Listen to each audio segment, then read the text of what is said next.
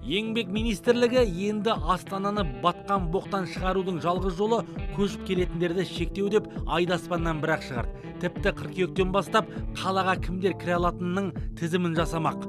Бұл бірінші кезекте адам құқығын таптау болып табылатыны қаперлеріне кіріп шықпайды. Конституция бойынша біз әр кезде әр жаққа көшіп қонуға еріктіміз.